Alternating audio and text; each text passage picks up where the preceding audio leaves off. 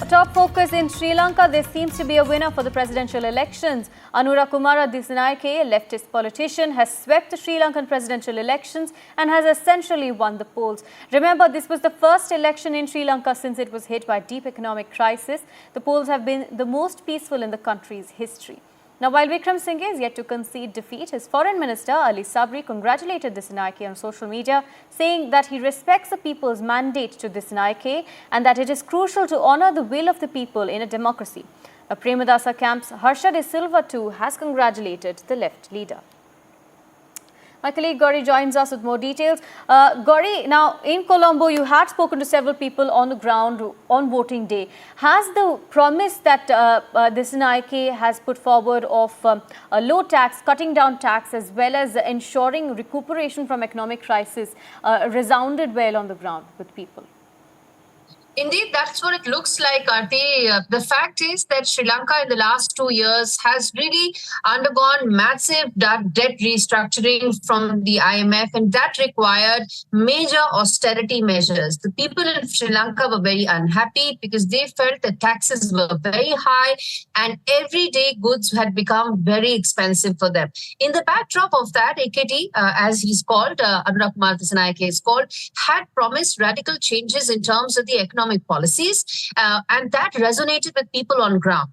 So the challenges that lie ahead for the next president of Sri Lanka, it looks like it is AKD, are several. On the economic front, if he has promised relief from the back-breaking price hike and price increases, then he needs to come up with a plan to shore up finances of Sri Lanka.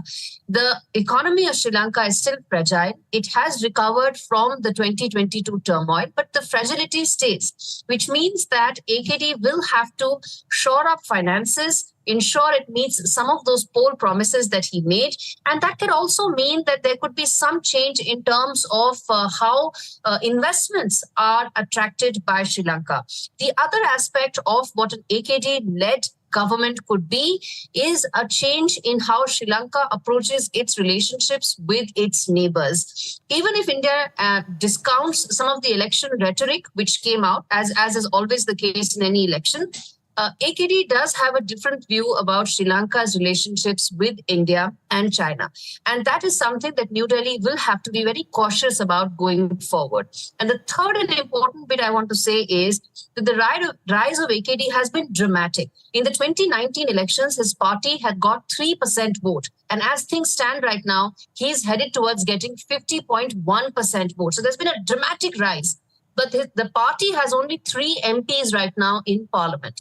Either he will dissolve the parliament and call for fresh elections, or the 3 of the people in his who are MPs will get heavy and important portfolios, and he will have to then rely on some of the other politicians as well to join in and get some of the important portfolios in his government. So those are some of the important things to watch out for, what happens right now.